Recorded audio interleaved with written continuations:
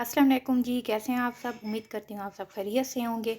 आज मैं बनाने लगी हूँ कबाब टिक्का कढ़ाई।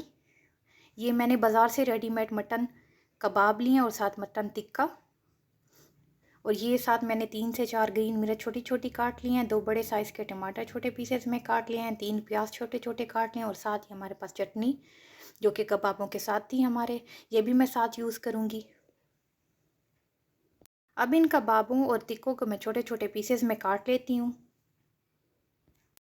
मैंने इनको छोटे छोटे पीसेस में काट लिए हैं। ये है मेरे पास कबाब, ये देखिए मैंने इस तरह काटा है इनको, और ये है मेरे पास टिक्के, ये छोटे छोटे पीसेस में मैंने काट लिया है।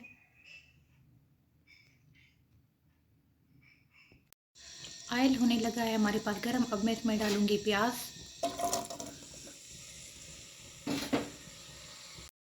प्याज मैंने यहाँ पे ब्राउन होने के लिए ठहरा दिए हैं, तकरीबन 5 मिनट लगेंगे इसको।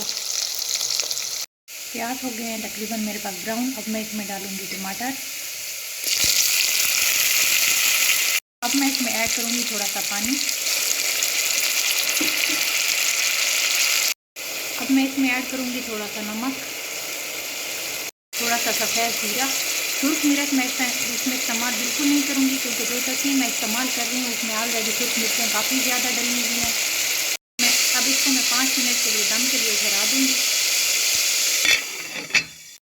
अब 5 मिनट के दम के बाद इसमें मैं डालने लगी हूँ कबाब और वो टिक्के जो मैंने छोटे छोटे पीसेस में काट के रखे हुए थे।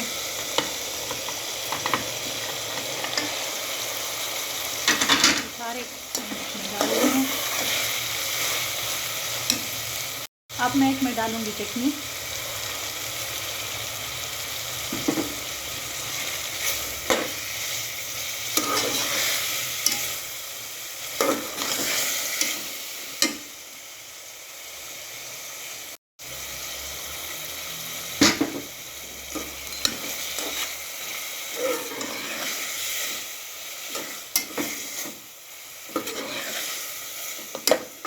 चटनी मैंने डाल के अब मैं इसे करूँगी दम।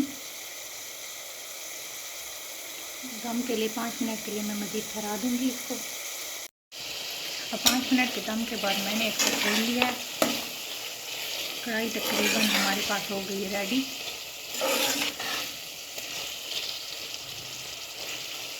अब मैं इसमें डालूँगी ग्रीन मिर्च। अब मैं इसमें डालने लगी हूँ ग्रीन मिर्च।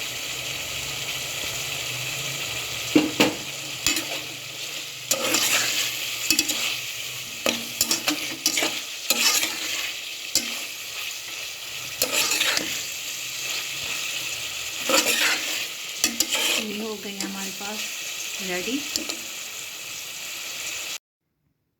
ये है हमारे पास फाइनल लुक।